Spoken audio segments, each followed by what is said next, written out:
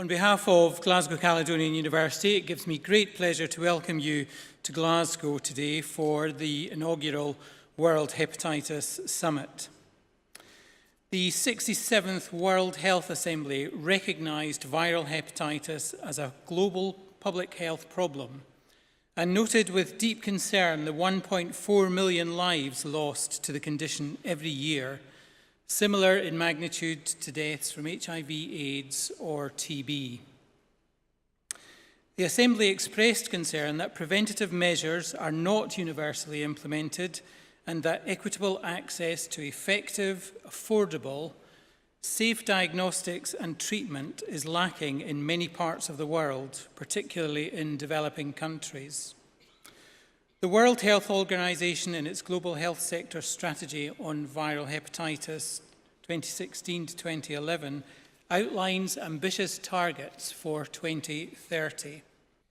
In 15 years, 90% of people living with viral hepatitis will be diagnosed. 90% of eligible people will be treated. 90% of those treated will be viral suppressed or cured. The strategy aims for a 90% reduction in new cases of Hep B by 2030 and 70% reduction in new cases of hepatitis C. These targets are ambitious and pose a real challenge for global healthcare. Promising new treatments are in development, but a successful worldwide response will need not only medical innovation, but also national and international cooperation and planning, evidence-based prevention initiatives, efforts to raise public awareness, and better and fairer access to effective treatment. This gathering, jointly organised by the World Hepatitis Alliance and the WHO, and hosted by the Scottish Government in partnership with Health Protection Scotland and Glasgow Caledonian University, aims to make possible these worldwide coordinated efforts to tackle hepatitis. As you heard from our Cabinet Secretary, Scotland, with the help of my own institution, has taken some key steps in addressing the challenge of hepatitis, and it is fitting that we welcome you to Glasgow today. Glasgow Caledonian's mission for the common good underpins our commitment to deliver benefit to worldwide communities we serve. GCU's strengths in health and life sciences bring together internationally recognised research in public health and long-term conditions with innovative and practical learning opportunities, developing the next generation of healthcare professionals and academics. The results of the 2014 Research Excellence Framework recognised our research strengths in health sciences, with 90% of our submitted research in this field recognised as internationally excellent or world-leading, placing us in the top 20 in the United Kingdom and the top modern university in Scotland for research power. Almost half of our research impact in this field was categorised as world-leading by the panel, underlining our commitment to research that makes a real difference for the common good.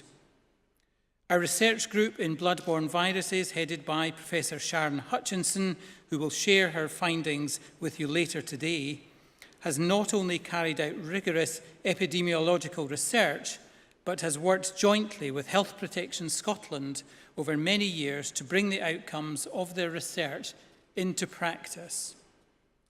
Their work estimating the impact of antiviral therapy on the future burden of hepatitis C-related liver disease provided the key evidence for a public health response to this epidemic and culminated in the Scottish Government investing multi-millions of pounds over 3 years to improve intervention, testing, and treatment services as part of their Hepatitis C action plan.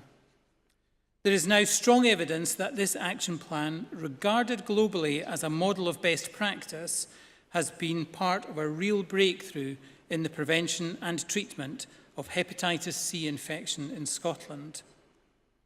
It is through just this type of collaborative approach between researchers, healthcare professionals and government that we will address the global burden of hepatitis.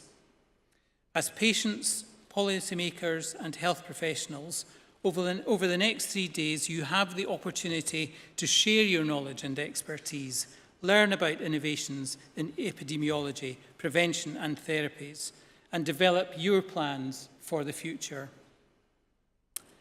At our graduation ceremonies at GCU, our Chancellor, the Nobel laureate Muhammad Yunus, founder of the Grameen Bank, tells our students that on completion of their training, they should no longer be content simply to look for a good job.